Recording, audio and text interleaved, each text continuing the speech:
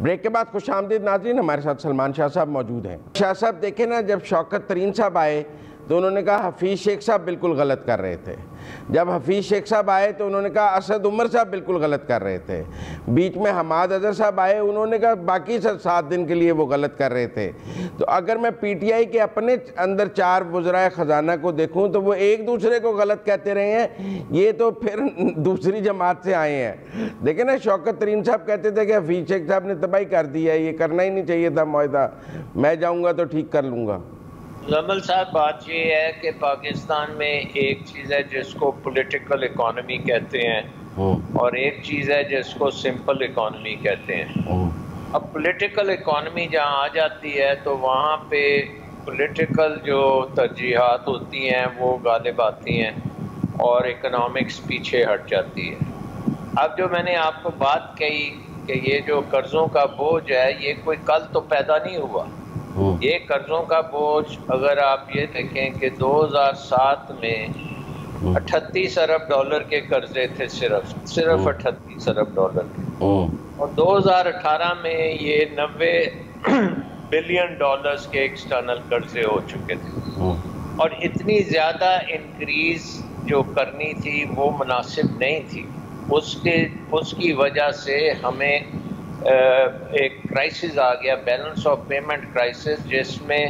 نہ صرف ہمارا کرنٹ اکاؤنٹ ڈیفیسٹ 20 ارب سے اوپر چلے گیا، دوسری طرف ہم نے قرضوں کی واپسی بھی کرنی نہیں تو اب آپ کو یہ ڈالر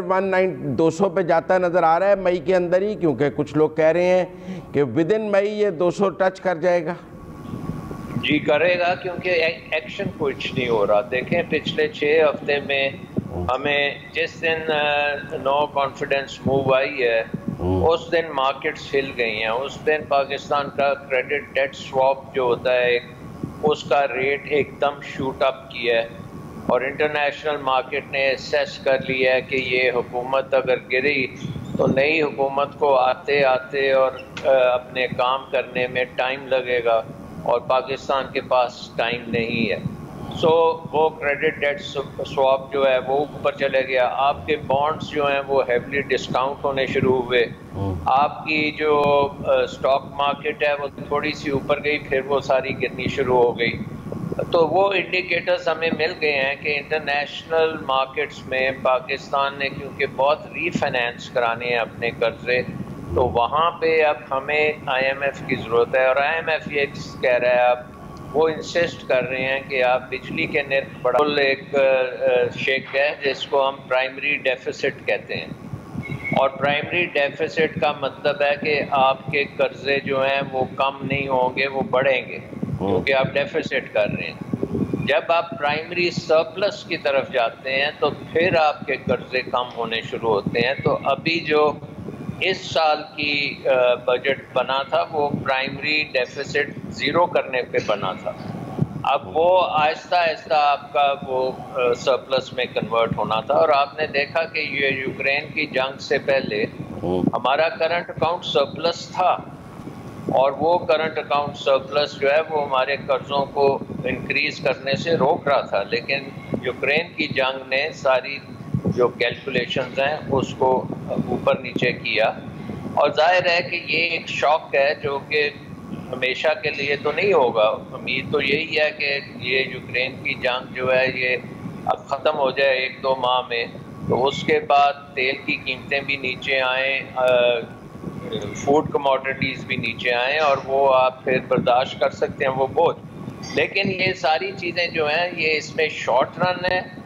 امیڈیٹ آپ نے اسٹیبلائزیشن کرنی ہے، شارٹ رن میں آپ نے بجٹ دینا ہے، اور میڈیم ٹرم میں آپ نے ریفارمز کرنی ہے۔ ریفارمز جو ہیں وہ مائکرو لیول کی ریفارمز ہیں جو کہ